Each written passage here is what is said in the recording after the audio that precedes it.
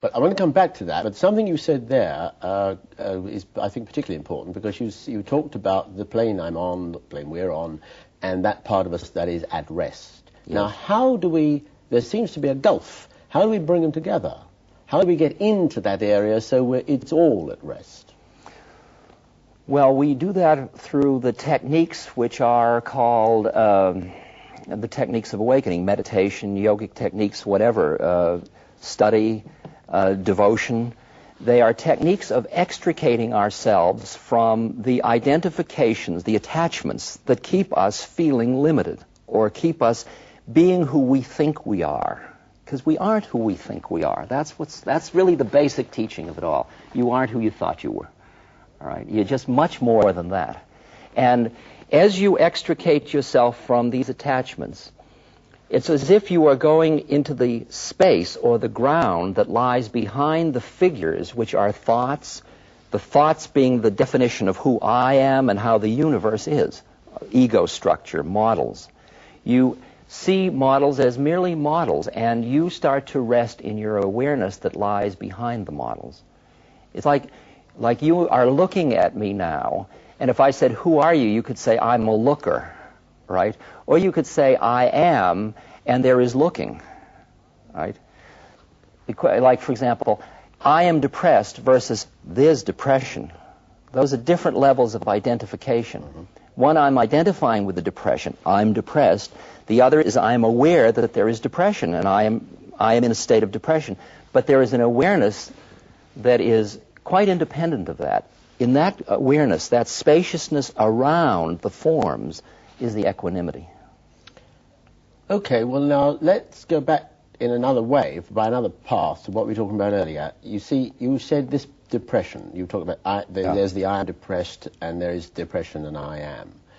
Well, now a hell of a lot of people are depressed and hungry and suffering and ill and dying and in prison unjustly and being beaten on the head by wicked people and so on, all around us, all over the world. What do we do about them?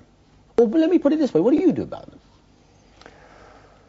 Well, what I do about them is I do everything I can to relieve their suffering. I have projects working in prisons. I work with dying people. I work with the blind. I protest against nuclear energy. I do a lot of things that are political active things. Well, I get involved in politics. Well, let's, I mean, the two things there that struck me. Well, prisons. Now, you work in prison. How? Yes. What do you do in a prison? Well, roughly what we are saying is if you have to serve time, use your time to get free of time. Instead of spending all your time in prison being angry of why you got there, if you take a prison, it gives you a cell, food, clothing, and tells you what to do all day. Take a monastery. It's interesting. They give you a cell, clothing, food, and tell you what to do all day. You say, yes, but you were stuck in one and you chose to go in. Right. All right, do you want to spend all the time in prison being preoccupied with how you got there? Or do you want to use the time? And if you can imagine a cell block that has 15 inmates and 3 guards, and the inmates all think they're in a monastery, the only people left in prison are the guards. I mean, if you could see it that way.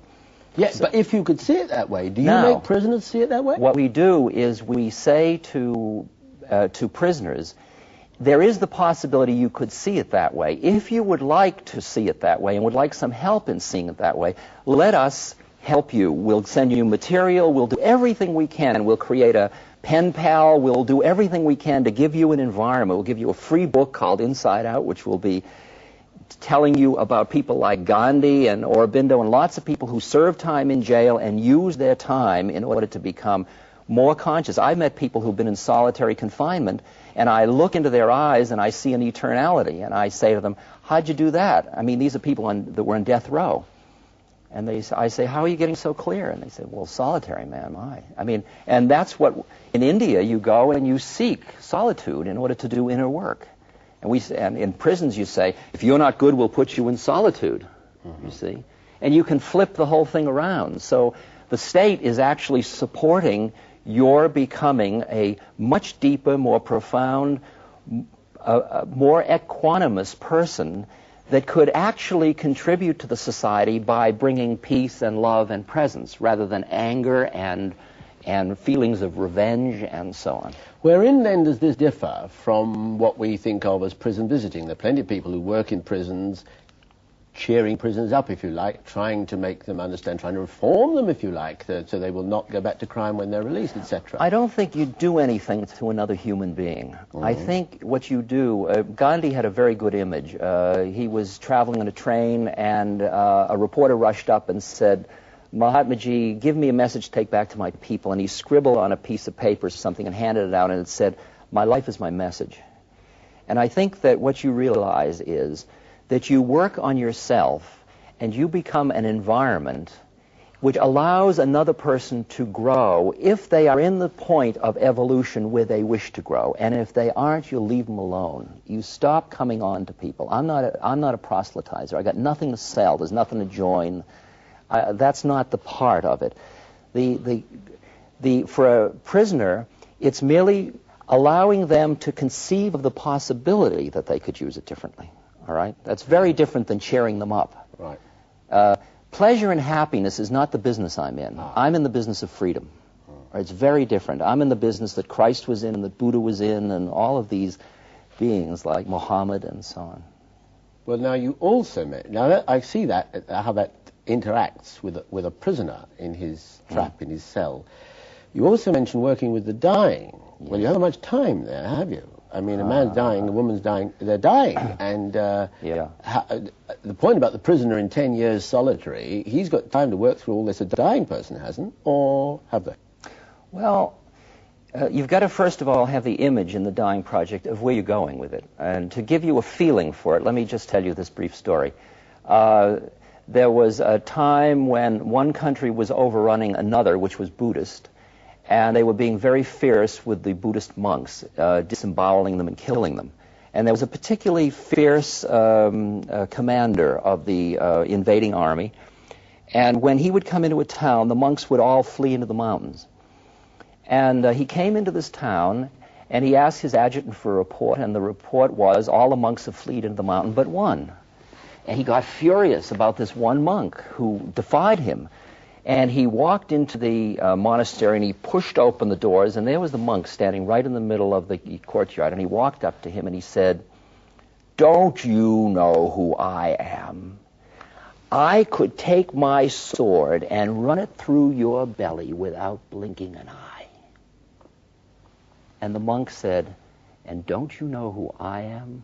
I could have your sword run through my belly without blinking an eye." And at that point, supposedly the commander bowed and left, right? Because that's an Eastern country. Now, once you have started to awaken and extricate yourself from identification, one of the first things you break the identification with is your own body. And you see, in India, they call it dropping the body in dying. Ramana Maharshi, a great Indian saint, was dying, and his people said, "Don't leave us, heal yourself." He said, "No, this body's all used up." And they said, don't go. And he looked perplexed, and he said, "Where could I go? I mean, I'm only dropping my body. It's like I'm only selling my Ford. I'm not going anywhere." See, once that identity is broken. So what I'm looking for is opportunities in life for awakening. For those who wish to awaken, to show them that these are opportunities and help them use them, and help me use them in the same token. So prison is an opportunity for awakening. Relationships are an opportunity. Dying is a beauty, because at the point of dying, most of the power trips you've had going start to fall apart. You get to the point you can't even toilet yourself. You can't do anything. You've got to keep letting go and letting go. And every time you let go of your model of who you were and how the world is, you are open. There's a little teeny space in the veil that you could use as a vehicle for awakening.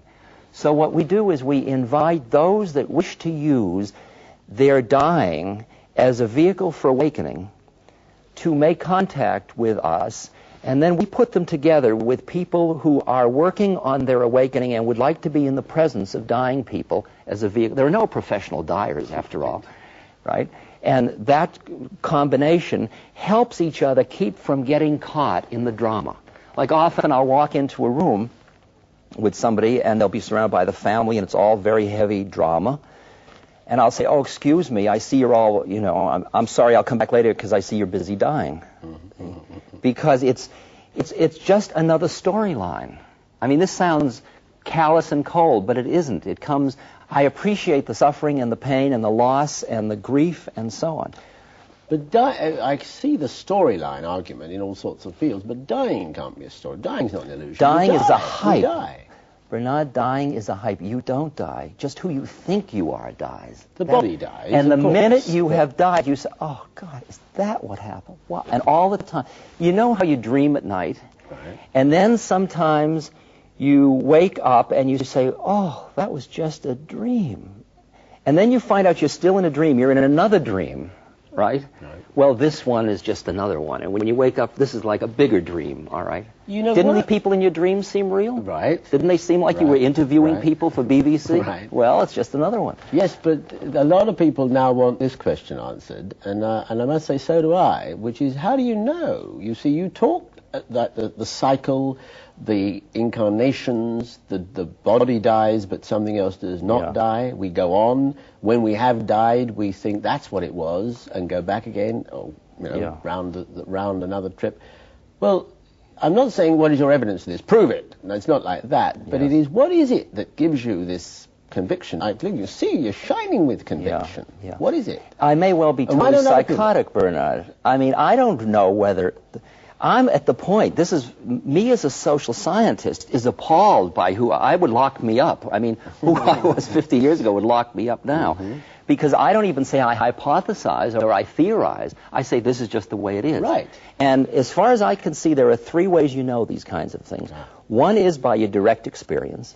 And through the drug experiences, through the meditation experiences, through being around my guru and so on, being in India a lot of things have happened that have reinforced these kinds of belief systems. The second way is that you know somebody who knows, and they tell you how it is, and you trust them. And that's my relation to my teacher in India, my guru, who died in '73 but didn't go anywhere. I mean, he's more part of my reality now than practically anything else. That's how mashugana I am now. The third one is that you extrapolate from what you know through your studies, all right? Now, some way, in some combination of all those three things, is the way in which it all becomes real in that way, or relatively real. I mean, everything I'm saying is a lie, because words are birds. They're just flying through the space, and the truth has no form. So I know I'm merely playing with words, and everything is just metaphor and image. We're merely the finger pointing at the moon. We're not the moon. You understand? And I'm in this funny business of talking about the unspeakable, you know. You had a teacher, a guru. Do we all need a teacher? Do we all need a guru? Well, everybody has as much guidance as they need. It's all happening perfectly. I mean, that's just what's so mind-blowing. The thing is just unfolding for each person so perfectly. And everybody doesn't need an external person that comes along and says, I am a guru, which I am not, no matter how you introduce me, all right? I'm not enlightened. I'm, just working just like everybody else. I don't think that everybody needs an external guru. A lot of people have internal gurus. There's a Ramana Maharshi said, God, guru, and self are one, right? And so you can go into your own heart and learn to listen deeper and deeper and deeper. We in the West call it the intuitive mind, as opposed to the rational mind. And we've always kind of put it down or said, well, it's kind of soft and mushy. But it turns out to be a higher way of knowing. Like Einstein said, I didn't arrive at my understanding of the basic laws through my rational mind. And if you go into people like Mozart or any numbers of musicians, you'll find people go beyond form into the place where music is, where poetry is, where wisdom is, and then come back and bring it back into knowledge or form. All right? Well, all I can say is if you don't think you're an enlightened man or a teacher, you could have fooled me. Thank you very much, Ramdas. Thank you.